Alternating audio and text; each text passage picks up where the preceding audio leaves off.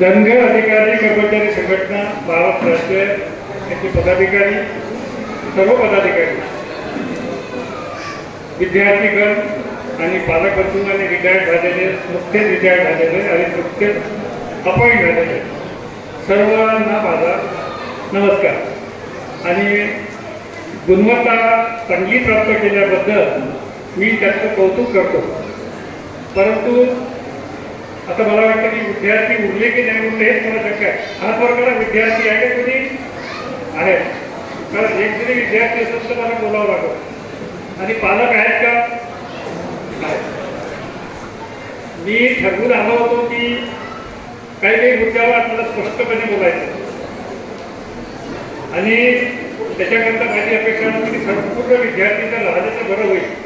कारण मी सुद्धा दुरून आलेला व्हावं त्याच्याच करता होतं की माझ्या समाजाला माझी काहीतरी थोडीशी मदत होऊ शकते. कारण मार्गदर्शन तर म्हणत नाही मी, काहीतरी त्यांना मार्ग सुचवता येईल का असं वाटत होतं. विशेष म्हणजे इथे असताना जवळपास माझ्या फॅकल्टीमध्ये किंवा इतर फॅकल्टीला बारावीला जरूर मार्गदर्शन करत होतो. आणि म्हणून सर्वपर्यंत मी विद्यार्थ्यांचा नंबर लावतो. विद्यार्थ्यांकरता काय आवश्यक आहे? Role model. रोल मॉडेलचा अर्थ विद्यार्थ्यांना कळला असं.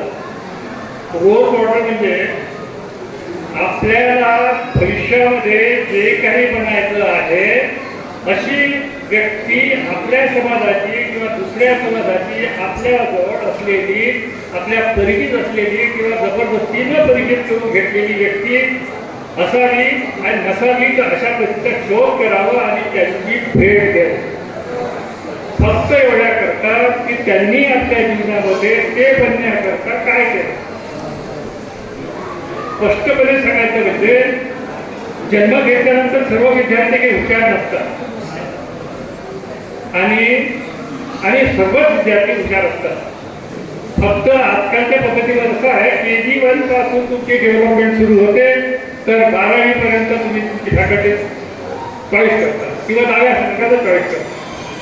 हा जो चॉईस आहे तुमचा ठरलेला जो चॉईस आहे हा याची तयारी ही KG1 पासून नवीन चालू होते असं नाही.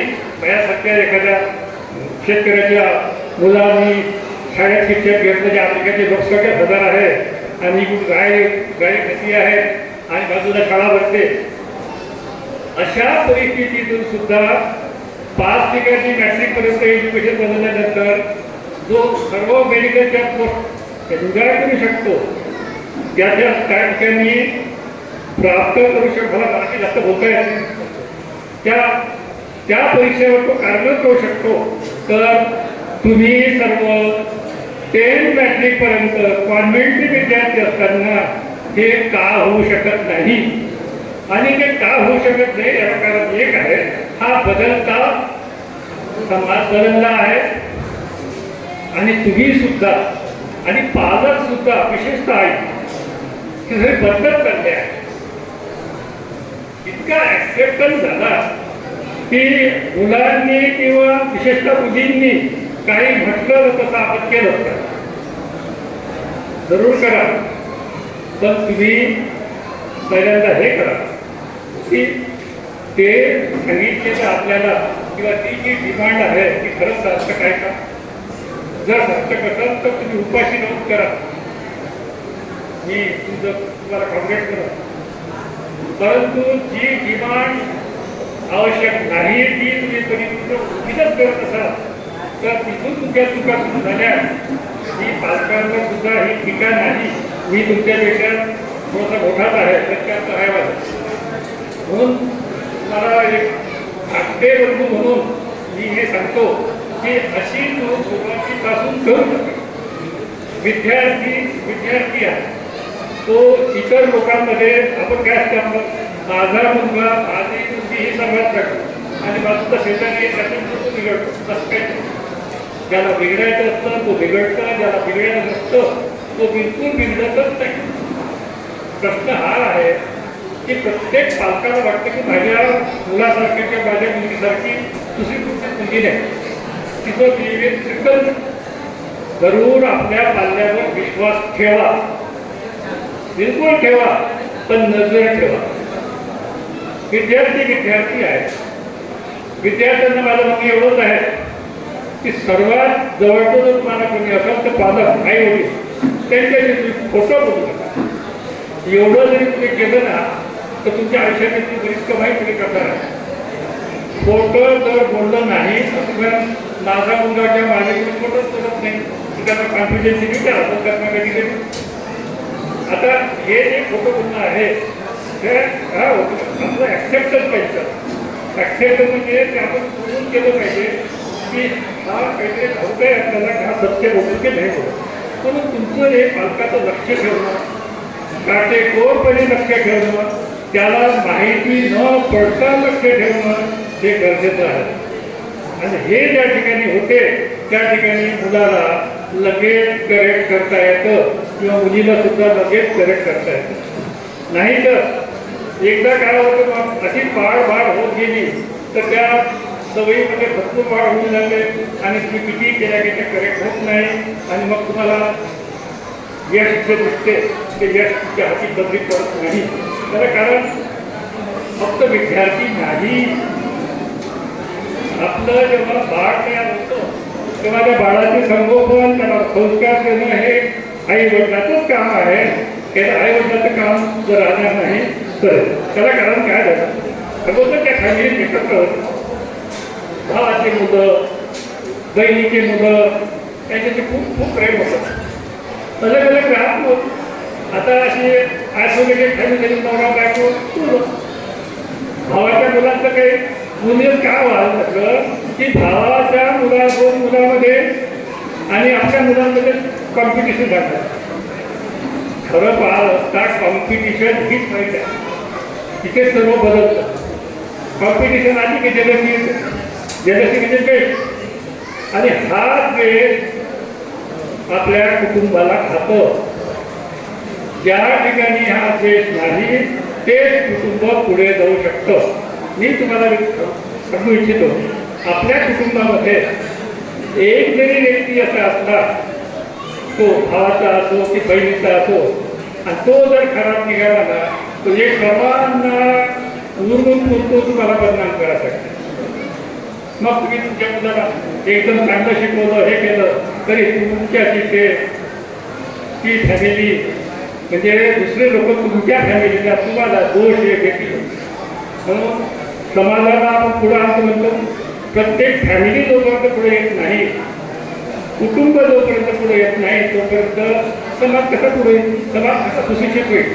आणि समाजाला जर प्राधान्य द्यायचं आहे तर आज आपण पाहिलं की जे काही हायएस्ट पोस्ट असतात प्रत्येक फील्डमध्ये, IAS घ्या, IPS घ्या, प्रत्येक फील्डमध्ये, डॉक्टरी घ्या, CS घ्या, याच्यामध्ये जर आपले लोक जाणार नाहीत तर, कारण आपले लोक निवडून तर काही जास्त येत नाही. मग निवडून येत नाही तर कमीत कमी IAS हे कॉमन आहे, त्या कॉम्पिटिशनमध्ये आपले लोक बसले पाहिजे. याच्याकरता आपण 100% का 200% प्रयत्न करायचं, असं एक माझं मत आहे. मत नाही, काम मत आहे.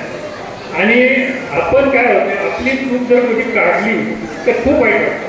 पण आपण म्हणजे कोणी काढली, तुमच्याच माणसाने म्हणते ना तुम्हाला, ठीक आहे चूक नाही आहे, हे मार्गदर्शन तर नाही.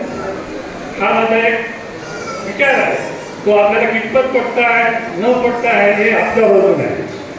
आता नेक्स्ट पॉईंट हा आहे की गोल. गोल हे कोणाला हट गोल काय बेटा, गोल काय आहे? गोल म्हणजे एन हे पोरगा किंवा मुलगा किंवा मुलगी इतकी सुज्ञ नसते की ती आणि तो आपलं गोल ठरवू शकत.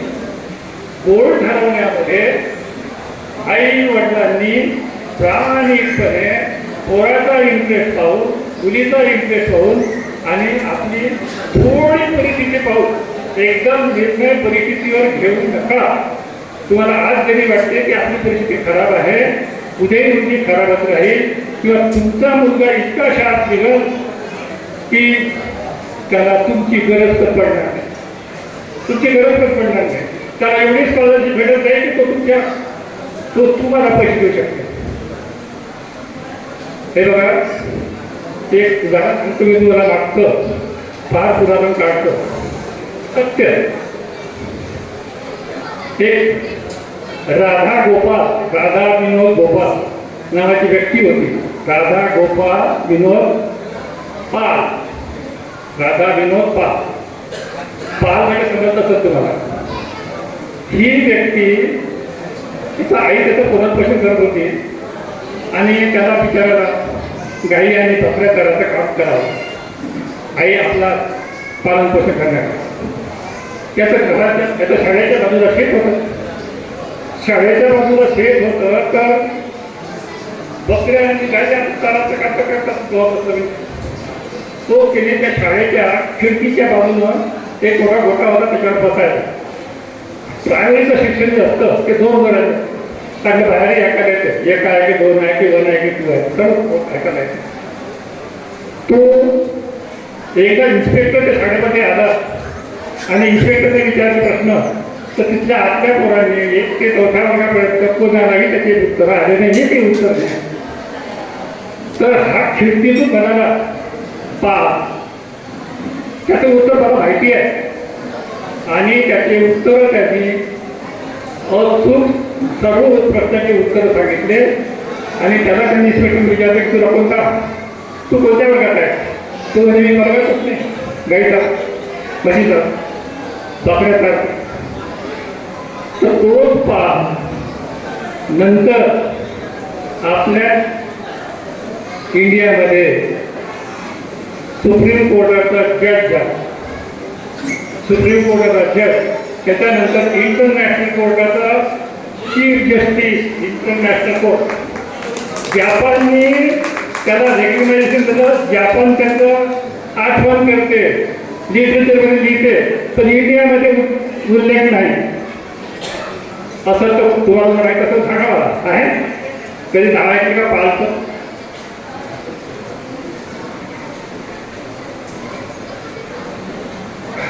किती व्यक्ती आहे आत्तासाठी लवकर, आणि मलाही वाटते की आटोपावं लवकर. दुसरं असं की एकदा आपण असफल झालो विद्यार्थ्यांना, म्हणजे आपण असफल असं होणारच नाही असं नाही. उलट नियम असा आहे, अनसक्सेस शिवर वे ऑफ सक्सेस. तुम्ही तुमचं अनसक्सेस पडताळून पहा. इतकं पडताळून पहा की तुमचा टाईम कुठे गेला, तुमचा कोर्स नव्हता का, तुमचं सिलेबस चुकलं का, प्रत्येक गोष्ट तुम्ही टाईम किती केला, तुम्ही टाईम किती खर्च केला, व्यर्थ किती खर्च केला, आणि ह्या चुका दुरुस्त करा. तुमचं सक्सेस शिवर 100% आहे. म्हणून म्हटलं आहे की अनसक्सेस म्हणजे शिवर वे ऑफ सक्सेस. दुसरी गोष्ट अशी आहे की विद्यार्थ्यांना डिटर्मिनेशन, म्हणजे एकदा दृढ निश्चय त्यांनी केला, आत्मविश्वासाने दृढ निश्चय केला, पालकांनी केला, तर आयुष्यात तो ते पद घेतल्याशिवाय राहणार नाही. तो घेणार. अडचणी येणारच. लाईफ कधी स्मूथ नसते, लाईफ कधी स्मूथ नसते. आणि अडचणीला तोंड देणारा हा नेहमी सक्सेस होतो. अडचणीला तोंड देणारा नेहमी सक्सेस होतो. म्हणून जर आपण इतक्या गोष्टी जर लक्षात ठेवल्या तर मला वाटतं की आपल्याला प्रॉब्लेम याच्याकडे गरज नाही. स्टुडंटला आणि पालकांना माझं म्हणणं असं आहे, पोराला प्रेस करा की तू खूप चांगलं केलं, तू खूप चांगलं करतोय, स्वतः चांगलं करतो तर, आणि त्याला अगोदर प्राधान्य द्या की हे असं झालं पाहिजे. ठीक आहे. त्याच्यानंतर त्याला जर करायचं असलं तर तो कसोटीनं प्रयत्न करत गोल्ड मेडल मिळवत. गोल्ड मेडलमध्ये काय असतं बेटा? Gold medal consist of gold. Gold मेडलमध्ये सोनं नाही राहत. गोल्ड मेडलमध्ये मेहनत राहते, खून पसिनाचे एक करतात, हार्डवर्क राहते. आणि ह्या गोष्टी तेव्हाच कळते की जेव्हा तो कळतो. त्याला म्हणतात गोल्ड मेडल. सिल्वर यासाठी मिळतं की गोल्ड नाही मिळत म्हणून. कॉम्पिटिशन करू नका. कॉम्पिटिशन म्हणजे दुसऱ्याचं यश पचवून घ्या, दुसऱ्याचं यश पचवून घ्या. दुसऱ्याला यश मिळालं ते कसं मिळालं हे पहा, तुम्हाला इन्स्पिरेशन मिळेल, उत्तेजित व्हा तुम्ही. आणि जर तुम्ही जेलसी करा पकवणार नाही तर तुम्ही जेलसी करा, आणि जेलसी सारख्या गोष्टी दुसऱ्या करतात. तिसरी गोष्ट की रिटायर झालेले लोक, मी तर पालकांना आणि विद्यार्थ्यांना सांगितलं रिटायर झालेल्या लोकांना माझं एवढं म्हणणं आहे, मी सुद्धा 75 वर्षाचा आहे आणि आजही एका चांगल्या पदावर काम करत आहे. मला असं वाटतं की प्रत्येकाने आज मी रिटायर झालो, काल माझ्याकडे 10 नंबर होते, 25 लोक मला विचारायचे, हा विचार करतो का? मी स्वतःला विचारतो, माझं कुटुंब मला विचारते आणि नाही विचारत कुटुंब तर मी कुटुंबाला विचारतो आणि हिमतीने काम करा, काम शोधा म्हणजे सापडेल तुम्हाला. तिसरी गोष्ट, नवीन अपॉइंटमेंट मला एकच सांगायचं आहे, नशिबाने तुम्हाला चांगला बॉस भेटतो आणि बॉस हा नेहमी नशिबाने भेटतो. You cannot choose the boss. एक असं वेळ येते की तुम्ही खूप हुशार आहे, तुमचा बॉस मूर्ख आहे, मूर्खात काढा त्याला, तर काढू नका.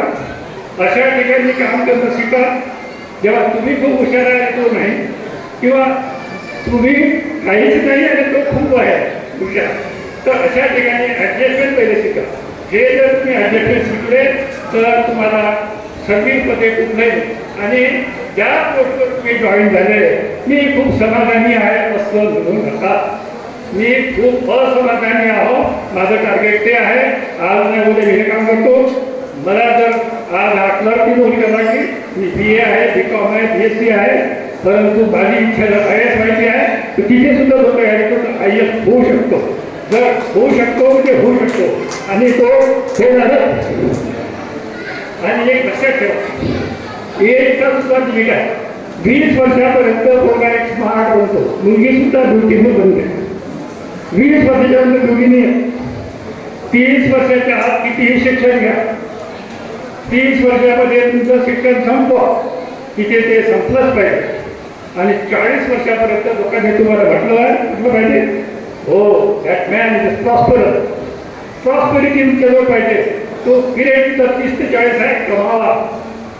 आणि तो कमावणार नाही तुम्ही तर मग केव्हा कमावा.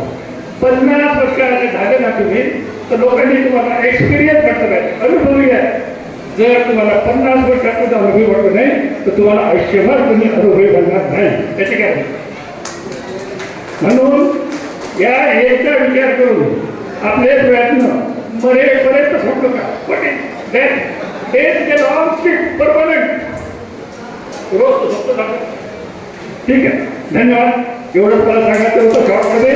तसं बऱ्याच गोष्टी माझ्या स्नेहाने तुमच्याजवळ सांगितल्या आहेत, म्हणजे त्या रिपेट मला काही अर्थ नव्हता आणि त्याच्या सांगितल्या ते भाजी फायदे वरून सांगितलं आहे म्हणून ते काही सांगायची गरज नाही. धन्यवाद. धन्यवाद सर. माननीय ढवळे साहेब. यानंतर कार्यक्रमाचे उद्घाटक माननीय हरिभाऊ कानडे, माजी अधिव्याख्याता, शासकीय वैद्यकीय महाविद्यालय अकोला यांना विनंती करतो की आजचं उद्घाटनीय भाषण आपण थोडक्यामध्ये या ठिकाणी करावं. थोडंसं वेळेचं पण भान ठेवावं. आपला संदेश सर्वांना द्यावा.